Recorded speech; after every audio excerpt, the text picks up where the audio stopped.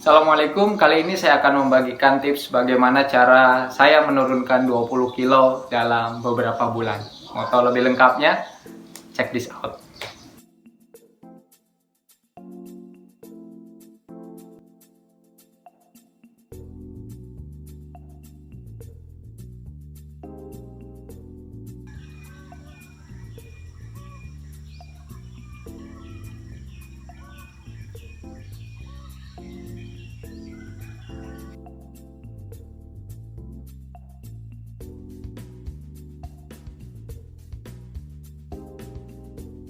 Oke, di sini saya akan kasih sharing bagaimana cara saya menurunkan 20 kilo dalam waktu beberapa bulan. Mungkin yang sudah kenal saya, bagaimana saya pola hidup saya, pola makan saya, akan kaget melihat badan saya yang sudah seperti ini.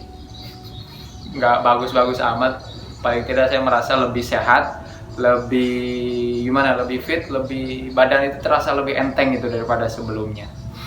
Oke, langsung saja tips yang ada tiga poin saja saya rangkum. Ada 3 poin, yaitu yang pertama defisit kalori, yang kedua intermittent fasting, kemudian yang ketiga olahraga. Yang pertama yaitu defisit kalori. Apa itu defisit kalori? Yaitu kalori yang kita keluarkan lebih besar daripada kalori yang masuk. Jadi umumnya kalau manusia itu kan dewasa itu antara 2000-an kalori, itu kalori yang dikeluarkan setiap orang setiap harinya. Perbedaan kalori yang keluar ini ditentukan oleh aktivitasnya, berat atau tidak, pekerjaannya, kemudian dia pagi-pagi mungkin beres-beres di rumah atau enggak, itu kan tergantung. Kemudian tinggi badan itu juga pengaruh, tapi intinya rata-rata itu 2000-an ya. Yang penting kita ambil titik ini aja, gampangnya aja 2000-an. Itu kalau aktivitas normal, kecuali kalau cuma rebahan 24 jam itu mati suri ya. Anggap saja kita aktivitas normal 2000 lebih, kemudian dalam sehari seporsi nasi itu mungkin kurang lebih 300 kalori ya, ditambah mungkin lauk telur rebus itu sekitar 100 kalori. Berarti sekali makan berapa? 300 tambah 100, 400 kalori kurang lebih seperti itu ya, tergantung lauk pauk yang dia makan. Kurang lebih sekali makan itu ya 500 kalori. Jadi kalau sehari dia hanya 2 kali makan ya, berarti dia hanya, contoh sekali makannya dia 500 kalori, berarti sehari hanya 1000 kalori. Otomatis dia defisit kalori. Aktivitasnya menghabiskan 2000 kalori, yang masuk ke dalam tubuh hanya 1000 kalori ya, berarti ada defisit 1000 kalori. Itulah yang menyebabkan berat badan turun ya, karena itu hanya makan pokok yang dihitung. Beda dengan orang yang cemilan, kemudian minum jus, susu, coklat, dan lain sebagainya. Nah, makanya kalau mau tahu pastinya jumlah kalori berapa, itu ada di bagian, kalau bungkus makanan itu bagian belakang, itu ada keterangan kalori. Nah, itu dilihat. Dan untuk makan, kalau nggak mau bingung-bingung hitung kalori, intinya kalau Nabi kan menyunahkan sepertiga udara, sepertiga air, sepertiga tanah. Udara, air, tanah. Apa? Udara, air, makanan. Udara, air, makanan.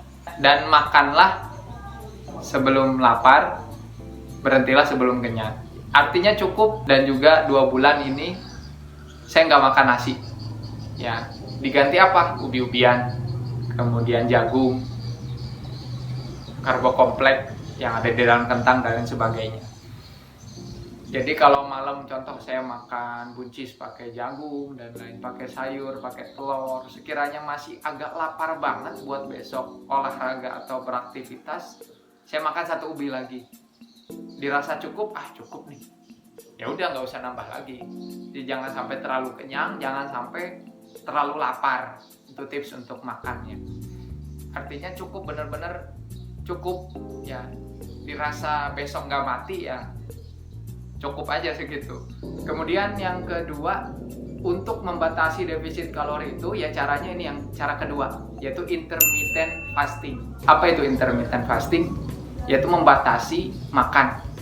Ada jendela makan. Jadi ada saat dimana dia tidak boleh makan, tidak boleh memasukkan sama sekali kalori, hanya boleh minum. Boleh kopi atau teh, tapi jangan pakai gula. Ya, umumnya yang normal itu ya mulai dari 12 jam makan, 12 jam tidak makan. Contoh dari jam 6 pagi sampai jam 6 sore itu dia boleh makan, tapi jam 6 sore sampai jam 6 pagi hanya boleh minum, tidak boleh makan. Atau yang lebih ekstrim itu sekitar 4 jam. Ya, kalau saya intermittent fastingnya 6 jam, yaitu mulai dari jam habis duhur kurang lebih jam 1 sampai dengan jam 7 itu tidak makan lagi, hanya minum. Dan saya mempraktekkan intermittent digabung dengan puasa Daud. Ya, jadi ketika puasa Daud itu otomatis kan mulai dari sahur saya terakhir makan berat itu jam 7. Berarti buka lagi jam sekitar setengah 6. Otomatis sekitar 22,5 jam. Ya, itu tidak makan. Kemudian besoknya habis puasa Daud intermittent fasting. Makan mungkin siang kalau lagi pengen makan jam 1. Ya, kemudian kalau nggak pengen ya buah aja, entah itu pisang dan lain sebagainya. Makan lagi sore. Jadi sehari puasa Daud, besoknya intermittent fasting. Itu ya. Dengan membatasi jendela makan, otomatis kita akan mengurangi untuk diri kita tidak makan sembarangan, makan seenaknya. Tapi tetap dikontrol di saat jendela makan, jangan sampai overload. Ya, ini sama aja. Ya, waktu jendela makan dia makan gentong 5.000 kalori, ya sia-sia intermittent fastingnya. Di saat kita menahan lapar itu lemak kita akan diproses menjadi energi. Ya, simpelnya gitu. Kemudian yang ketiga, olahraga workout. Olahraga yang kita lakukan di saat perut kosong itu lebih efektif untuk menurunkan berat badan, karena ketika perut kosong, lemak yang ada di dalam tubuh kita itu akan dipecah menjadi energi. Ya, kalau saya workoutnya itu pagi dan sore.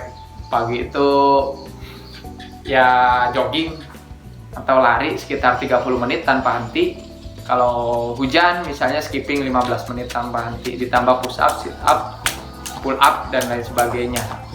Ya, mungkin nanti ya alhamdulillah setelah saya menjalani progres ini banyak hal yang saya dapat, mulai dari ya celana yang baju ukuran kecil menjadi muat lagi, baju celana yang sudah terlanjur beli XXXL sekarang sudah tidak terpakai. Manfaat lain ya sehat juga, kemudian wajah mungkin lebih fresh, mungkin ya tergantung kita membersihkan diri juga, lebih bersabar.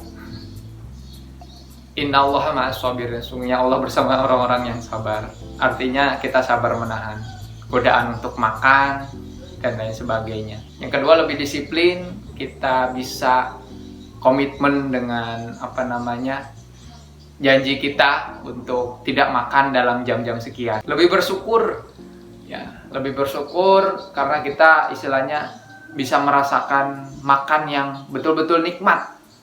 Karena nggak setiap saat kita makan, ya nggak, hanya di saat-saat tertentu. Itu mungkin yang dirasakan orang-orang yang daerah Afrika dan lain sebagainya, yang kesusahan makanan, harus mengais nasi sisa, itulah yang mereka rasakan. Jadi kadang-kala sehari sekali makan itu yang luar biasa bagi mereka. Ketiga, lebih hemat, otomatis kita nggak jajan dan lain sebagainya, lebih hemat, uang untuk jajan bisa kita tabung. Yang keempat, jarang sakit.